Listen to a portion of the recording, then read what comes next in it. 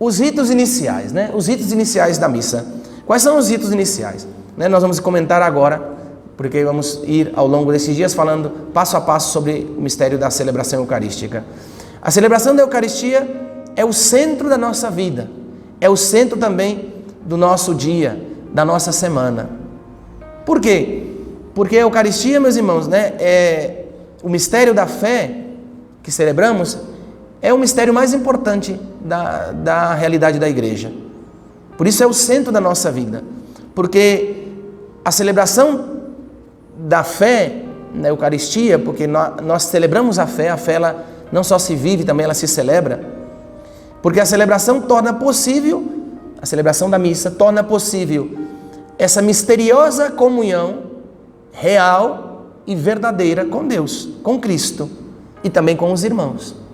E portanto, se a missa se dá a comunhão com Deus, gente, e nenhuma outra realidade se dá tão verdadeira e real a comunhão com Deus que na missa. Então, se a missa é de fato para entrar em comunhão com Deus, então a missa é o centro da vida da igreja. E portanto a missa é o centro da nossa vida. É o dia mais importante, é o domingo, quando nós celebramos o mistério da fé. Mas é necessário viver esse mistério da fé, né, na nossa alma, né, e na nossa vida inteira, de maneira profunda. Não pode ser, né, de maneira rotineira, nem de maneira mecânica. É necessário viver com toda a nossa alma, com toda a nossa memória, com todo o nosso entendimento, com toda a nossa vontade, de tal maneira que a celebração da missa nos impacte, né? A gente diz muitas vezes, não, que você saia diferente da maneira que você entrou. Então a gente não pode improvisar na hora de vivermos o mistério da missa. Portanto, a celebração da Eucaristia foi criada, né, pelo Espírito Santo e, né, com a liturgia da igreja durante mais de 2000 anos, para que nós possamos viver o mistério da fé. E o mistério da fé é a comunhão, viver a comunhão com Deus. No mistério da missa está, gente, todo o depósito da fé, tudo que Deus revelou, né, através da palavra, através do mistério da salvação e redenção, através do sacrifício redentor de Cristo, e é conservado na missa todo esse depósito da fé, todo esse patrimônio, esse legado na missa se vive como uma herança que nós recebemos durante mais de 2000 anos. Sabemos que a igreja vive da Eucaristia e para a Eucaristia. Por que vive da Eucaristia? Porque Cristo é o primeiro na igreja. De Cristo deriva tudo, a missão, a evangelização, né? E tudo retorna a Cristo, para que tudo, né, esteja em comunhão com Cristo. Porque Cristo, quem reconcilia todas as coisas e nos une, né, a Ele, para assim nós nos ofertarmos ao Pai. A liturgia, portanto, deve cuidar, né, a igreja, a liturgia, de cada rito, de cada detalhe, para que a alma do batizado possa participar plenamente deste mistério que nos salva. Os preparativos para a missa, né? Temos que fazer os preparativos.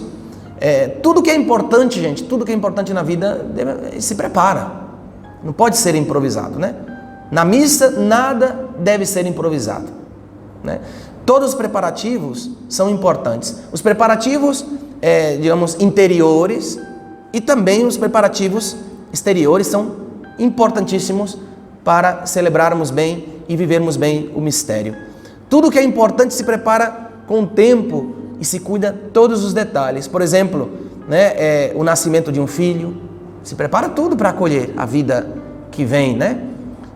O batizado, se prepara, a cerimônia, né, todos os detalhes, o aniversário, um casamento, a formatura, né, os trabalhos que nós fazemos, né, as despedidas também, até o momento da morte, né, tudo também se prepara. Então tudo que é importante deve ser preparado, e a missa, meus irmãos, é importantíssimo, né?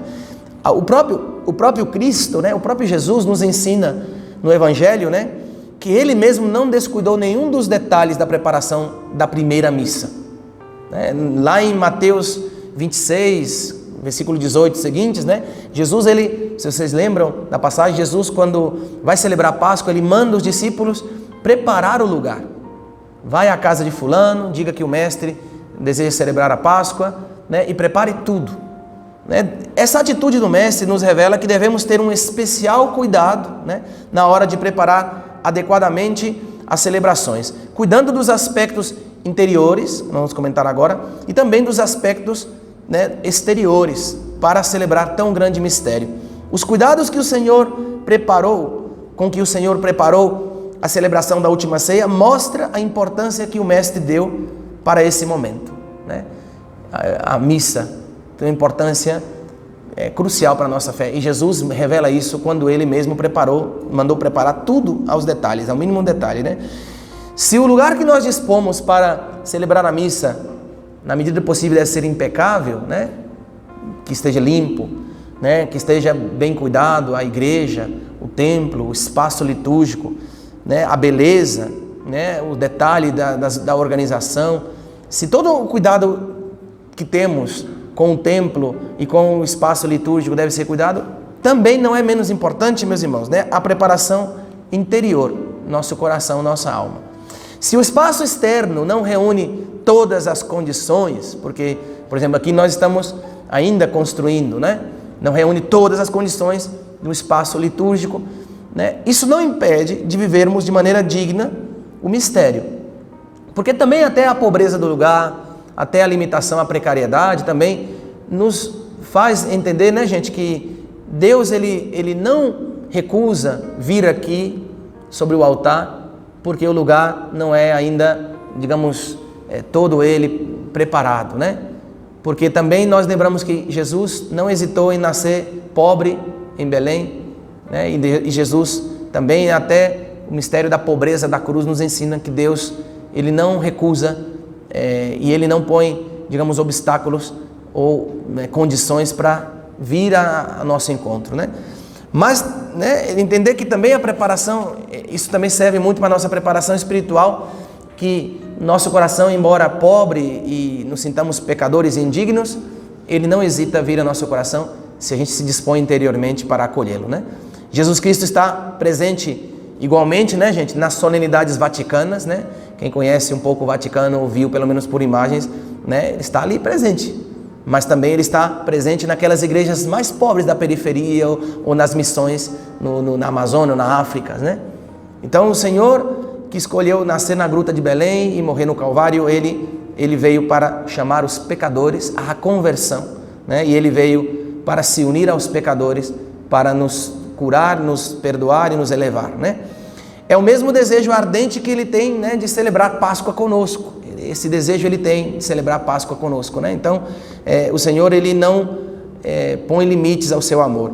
Mas também é verdade, né, que se ele vem, porque Deus é humilde no espaço e lugar que lhe ofertamos, mas também é verdade que o Senhor deseja comungar, né, gente, na alma inocente e perfeita, assim como deseja comungar com a alma do pecador que se arrepende dos seus pecados, né?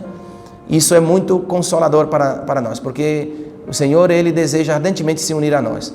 Mas naquilo que nos corresponde, né, naquilo que nos corresponde a nós, é nossa responsabilidade e é nosso dever dispor de um lugar digno, né, bem preparado, assim como também que Ele encontre nossa alma preparada para acolher tão digno Senhor, né, que vem se unir a nós. E a igreja, nesse sentido, ela deve cuidar para colocar os meios tanto para cuidar do espaço celebrativo, mas também para formar e educar os fiéis, para preparar-se para receber o Senhor de maneira digna, né? E por isso os corações e os templos devem estar dignamente preparados para este encontro com Cristo, porque a Eucaristia é um encontro com Cristo. E a igreja tem também, né, gente, potestade para impedir ou inclusive proibir, caso haja um lugar que não é digno de ser celebrado o mistério, ou caso haja também situações graves em nossa alma que nos impede de comungar. Por isso a igreja ensina quais são as condições necessárias para poder comungar, porque as condições externas e internas a igreja tem o dever e a obrigação de cuidar para preparar o encontro para a comunhão com Cristo, né? Dito isso, né, estamos nas explicações preliminares sobre o mistério da fé. Começamos com a procissão de entrada. O que é, na celebração eucarística, a procissão de entrada? Marcos 3:33 diz: eis que subimos para Jerusalém, e o Filho do Homem será entregue.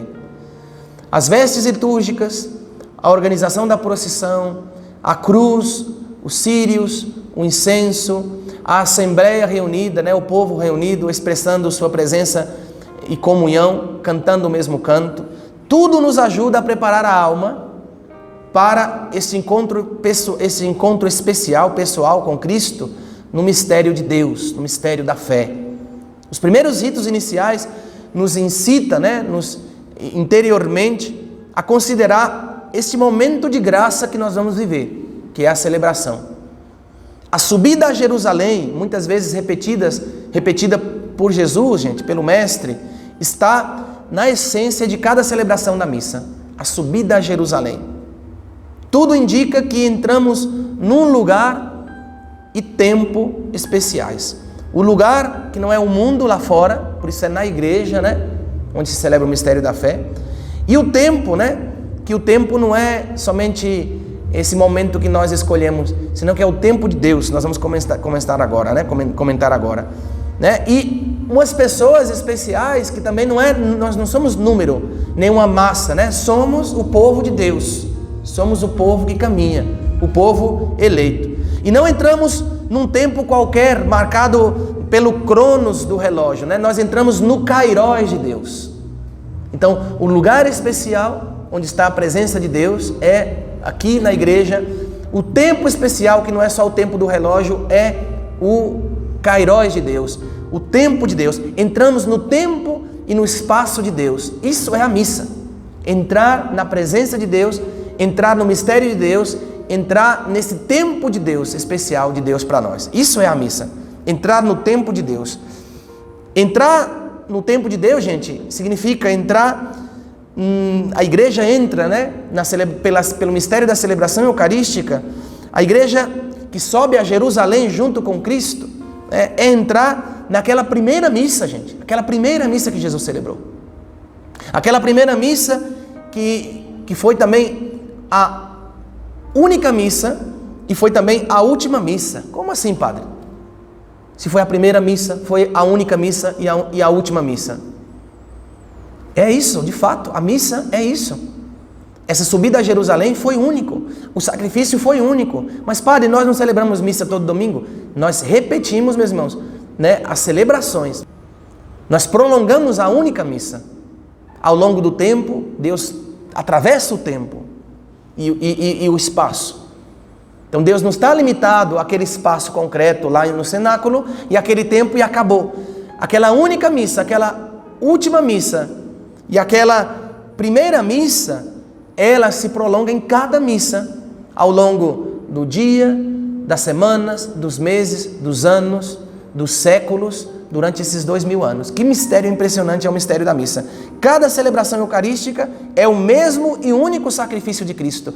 Não se repete o sacrifício de Cristo que foi realizado uma vez para sempre. O que se repete são as celebrações.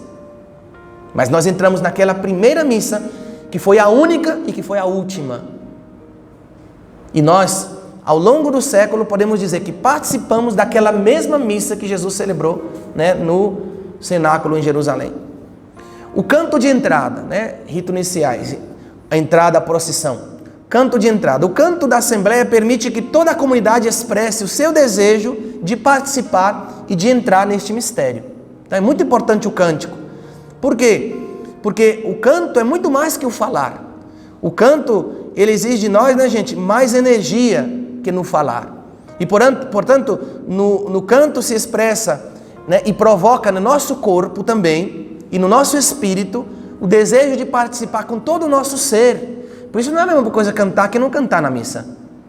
Não fica com os braços cruzados. Você se expressa também todo o teu ser, todo o teu corpo, tua voz, teu canto, teu espírito, com esse desejo de participar plenamente do mistério. A reverência e genuflexão. Quando o padre chega na posição de entrada, o povo cantando junto, o padre cantando a procissão de entrada, nós fazemos a reverência. Os sacerdotes e os servidores do altar entram cantando com todo o povo e caminham, não por um caminho normal, senão que eles caminham como que subindo a Jerusalém pela via sacra. Por isso, a procissão é no meio da igreja. Por quê? Porque o corredor central é essa via sacra, pela qual, né, se sobe a Jerusalém. A reverência e a genuflexão mostra que o sacerdote não é o centro. Por isso o padre faz reverência e genuflexão, pois o centro da celebração é Cristo. Essa atitude de reverência, a genuflexão, mostra a atitude daquele que se coloca ao serviço. Por isso o padre é servidor, é ministro, é aquele que serve e se coloca à disposição de Deus para celebrar os mistérios de Deus. O padre é dispensador dos mistérios de Deus. Ele não é o centro é Cristo. Por isso o padre faz a reverência ao altar, a genuflexão ao altar. O beijo ao altar, uma vez que o padre entra em procissão, que é essa via sacra, essa subida a Jerusalém, o beijo ao altar, com reverência e carinho, expressa o desejo de orientar todo o seu ser ao mistério de Deus. Porque Deus se serve do nosso ser inteiro, do nosso gesto, dos nossos lábios, do nosso corpo, para prolongar a sua presença, né? O incenso, aí o padre entra em procissão, faz o gesto de reverência ao altar, beijo ao altar. O incenso que rodeia o padre ao altar incensando e se detém diante da cruz, né, para incensar a cruz, expressa que a cruz é o verdadeiro ícone do amor sem limites de Cristo por nós. Quando a gente olha para a cruz, é olhar esse ato de amor de Cristo por nós. E a missa é a atualização deste mistério do amor de Cristo por nós, que se entrega por nós. Continua a incensação em torno ao altar, criando todo esse ambiente que envolve tudo em oração, que se eleva ao céu. Suba a nossa oração como incenso na tua presença, Senhor, diz o Salmo. A saudação inicial, quando o padre saúda o povo, né, com as palavras em nome do Pai, do Filho e do Espírito Santo, essas primeiras palavras concentram toda a comunidade no mistério do Deus trino, uno e trino. Então não é uma saudação qualquer, não é dizer bom dia, bom dia. Não, é saudar o povo em nome do Pai, do Filho e do Espírito Santo, né, dizendo essas palavras, expressa que tudo que nós estamos fazendo é em nome da Trindade. Tudo que nós vamos realizar, tudo que nós vamos viver é em nome do Pai, em nome do Filho e em nome do Espírito Santo. Olha que dignidade, gente, olha que grandeza é o mistério da missa. Então a missa não é um show, não é um espetáculo. Tudo que nós vamos fazer e viver é em nome do Pai, do Filho e do Espírito Santo. Não é, portanto, uma reunião mais. A missa não é uma reunião qualquer como outra. Não é um ato religioso qualquer também, de qualquer religião e de outras religiões. Né? O que vai acontecer é um encontro real e verdadeiro, onde o divino e o humano, onde o eterno e o temporal se unem, onde o céu e a terra se unem. Gente, que grandeza é a missa. Entende? Não é qualquer reunião, qualquer reunião. Por isso, né, todo o amor e devoção a esse mistério que une o céu e a terra, Deus e o homem, o divino e o humano, é a missa. Isso acontece na missa, né? Diz um autor espiritual, nessa união que se dá entre o céu e a terra, entre Deus e o homem. E assim podemos unir temporalmente todos os domingos anteriores, de todas as semanas, de todos os meses, de todos os anos, de cada um dos 20 séculos passados, até o primeiro domingo da ressurreição. A missa nos une a esse mistério, meus irmãos, que atravessou o tempo e que se atualiza para nós. Depois do sinal da cruz, né, momento em que a comunidade se situa na presença da Trindade Santa, segue a pronúncia de umas palavras que são um desejo e também uma oração. A graça de nosso Senhor Jesus Cristo, o amor do Pai e a comunhão do Espírito Santo estejam convosco. E aí o povo vai responder: bendito seja Deus que nos reuniu no amor de Cristo. Expressa, portanto, essa saudação, um desejo e uma oração, né? O desejo, né, de nos unirmos a Deus, a graça de nosso Senhor Jesus Cristo, nos unirmos ao amor do Pai revelado, manifestado em Cristo Jesus, e em comunhão com o Espírito Santo, estejam convosco. É um desejo e um pedido, né? E o povo responde: bendito seja Deus que nos reuniu no amor de Cristo, nos reuniu a todos com Ele e nos uniu a todos entre si. E bendizemos a Deus que nos reuniu no amor de Jesus Cristo e preparamos, portanto, nossos corações para assim, né, dispô-los para entrar no mistério do amor de Deus, né? Até aqui a explicação dos ritos iniciais, né? Olha que maravilha, né, gente? Isso é a missa passo a passo. Nós iremos explicando e eu vou fazer algumas formações, vou colocar no canal, que a gente vai dispor para vocês aí acompanharem também, lançar nas redes, e para a gente aprofundar mais no mistério da missa, passo a passo. A missa, passo a passo, espiritualidade e mística. Só explicamos aqui só a primeira parte, né? Primeira parte, que é a preparação remota, a preparação imediata, né? O cuidado com o templo no nosso coração, todos os detalhes de prepararmos bem, né? Depois falávamos da procissão de entrada, que significa a procissão de entrada pelo corredor central. Por que pelo corredor central? Por que a reverência que o padre faz ao altar, o gesto de reverência, genuflexão, né? Por que a incensação? Qual o sentido? Por que a saudação em nome do Pai, do Filho e do Espírito Santo? Né? A Trindade expressando, enfim, né? Explicávamos todos esses primeiros momentos da missa, primeira parte. Depois nós vamos comentar, né, o ato penitencial, né? Depois liturgia da palavra e a comunhão. Então são 3 partes importantes, mas vamos comentar ponto a ponto o mistério da Eucaristia, o mistério da nossa fé, né, para nos ajudarmos a viver a espiritualidade e a mística da Santa Missa, tá bom?